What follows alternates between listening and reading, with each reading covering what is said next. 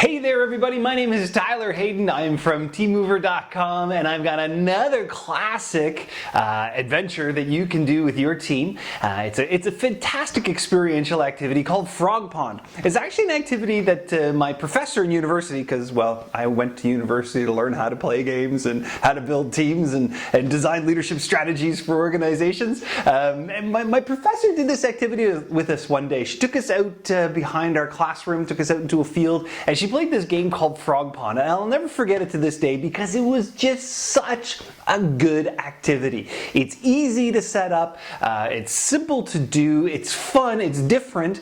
People don't necessarily do this all that often, so I'm going to share with you how to do it. It has all the makeups for a great experiential-based learning event. So here we are. This is what it looks like. This is the Frog Pond. So it's about 15 meters long and about 5 meters wide. It looks more like a square in the drawing, but I ran out of whiteboard space. So here's how it works. Basically, you build yourself a pond, so you're going to need to put up rope, or you can tape it if you're inside. You can tape it off with masking tape. And if you're doing it indoors, like in a gymnasium or in your front foyer of your office, that's totally cool. It's about 15 by 5, as I said.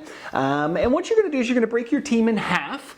So you've got half the team are going to be your little rascals or your mean kids, and they're on either side of the frog pond. They're allowed to move up and down the sides of the frog pond, but they can't go around the ends. We like them just on the sides. So that's them. They've got in their hands, you'll notice they have green balls in their hands, and those represent stuffed toys. So stuffed toys, soft toys, stuff that doesn't have like hard eyes on them and that kind of stuff. So soft toys. It could be bean bags too if you have bean bags. They work really well. So that's what they have. And each person gets about 2 each. And those represent rocks or stones.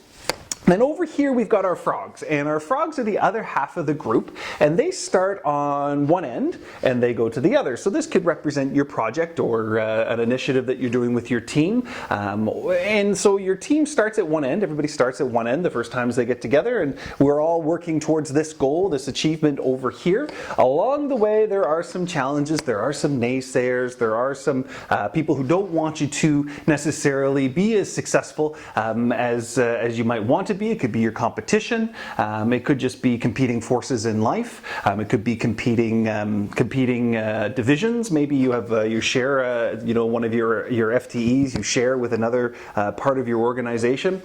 So that's what's going to happen is the frogs have to hop across this pond over here successfully to this side. So what you do is you give them lily pads. Those are those little green squares that they're holding onto, the frogs are holding onto, and you're going to give enough lily pads, which I often use those plastic placemats. You can buy them at any type of Dollar Tree, dollar store, Dollarama, place where you can buy things really cheap.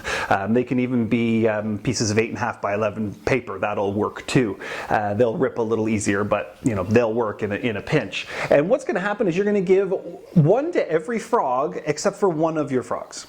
And really increasing the challenge, don't give it to 2 of your frogs.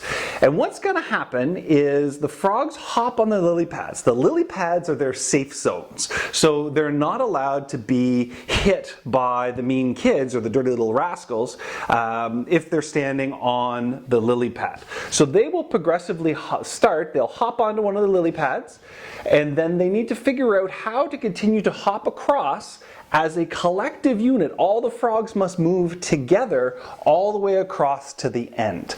So they can only use the lily pads they have, and they have to hop and hop and hop and hop and hop and pass the lily pads up so that they can progressively hop across this 15-meter space. So that's how that works. Now what happens is the mean kids, the dirty little rascals, they're going to try to hit those frogs from the waist down. That's in an underhanded throw. They're going to try to hit the frogs with their rocks. Now if they are successful at hitting one of the frogs that is not standing on the lily pad, they are allowed, the whole set of frogs have to go back to the beginning and start over.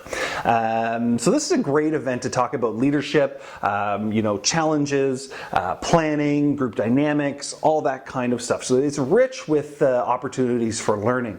So that's what's going to happen, and you can switch it up once the frogs have gone through. You can switch up and let the dirty little mean kids, they can be frogs, and the frogs can then become dirty little mean kids, so everybody gets a chance to be both roles. At the end of the day, the goal is to get all the frogs over to this side using just the lily pads that they have. If the dirty little mean boys, if their rocks fall into the water and they can't reach the rock, they can't actually go inside the pond. I forgot to mention that. They're not allowed to do that. So if their stuffed toy stays in there, then it's over. So yeah, it's a great activity. Frog Pond is tons of fun. I'm so glad my prof showed it to me in university. I've loved using it over the last couple decades to help to build and to grow teams. And as we all know, whoever has the most fun, whatever team is having the most fun, is the one that wins. So I hope you decide to take your team outside the box, try something new, try a little Frog Pond. It's a great classic initiative that you can do with your team. Folks, remember to play safe, have fun, and we'll look forward to talking to you again sometime real soon. Bye for now.